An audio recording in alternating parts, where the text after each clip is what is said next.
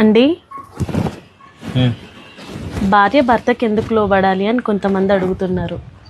వారికి మీరు ఇచ్చే సమాధానం ఏంటి? తల్లిదండ్రులకు ఎందుకు లోబడాలి అన్న ప్రశ్నకి ఏం సమాధానం చెప్తారు?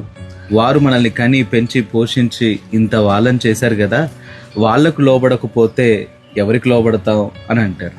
మరి వివాహ సమయంలో తల్లిదండ్రులు కూతురు యొక్క హస్తాలను తన అల్లుడి హస్తాల్లో పెట్టి, అయ్యా ఇక నా కూతురు బాధ్యతలన్నీ మీవే అని చెప్తారు.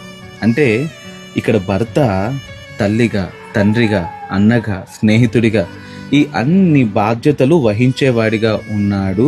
కాబట్టి ఇంకా ఆయన తన కూతురు బాధ్యతలు తీసుకోవాలి అన్నట్లుగా వారు చెప్తున్నారు. ఇప్పుడు ఇన్ని బాధ్యతలు చేపట్టే భర్తకు లోబడటంలో తప్పేంటి? ఒక స్త్రీ విషయంలో తన తల్లిదండ్రుల తరువాత అటువంటి బాధ్యతను, ఇంకా చెప్పాలి అంటే అంతకు మించిన బాధ్యతను ఆ తదుపరి సమయం నుంచి వహించేది భర్తే. కాబట్టి భర్తకు లోబడాలి. ఈ లోబడుట అన్నది విధేయతాపూర్వకమైన చర్యే కానీ బానిసత్వపు చర్య కాదు. విధేయతకు బానిసత్వానికి మధ్యలో ఉన్నటువంటి వ్యత్యాసం ఏంటంటే, విధేయతలో స్వేచ్ఛ ఉంటుంది, స్వేచ్ఛగా లోబడాలి. కానీ బానిసత్వంలో బలవంతపు అణచివేత ఉంటుంది. భర్తకు లోబడుట అనేటువంటి చర్య విధేయతతో కూడిందే కానీ బానిసత్వపు సంఖ్యలు కానే కాదు. Hope you got it. Thank you అండి.